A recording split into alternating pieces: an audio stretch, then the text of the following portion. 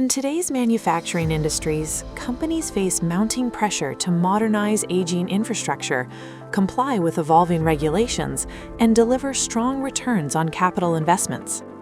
CDM Smith helps manufacturing clients design and construct the essential infrastructure and structural components that connect and support core process equipment.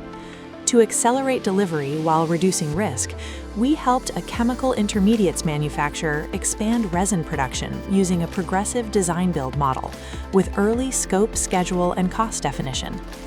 To address cost control and certainty, we used 3D and 4D building information modeling to design-build a new 60,000 square foot specialty chemical facility, enabling collaborative design reviews to size equipment, align on safety and operations, and prevent costly change orders.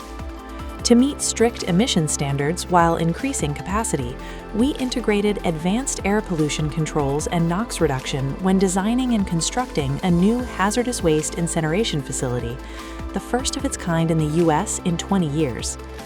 And to maintain ongoing operations while upgrading a global food manufacturer's salt production facility, we executed the work in phases to align with the client's production schedules, minimize disruption, and improve efficiency.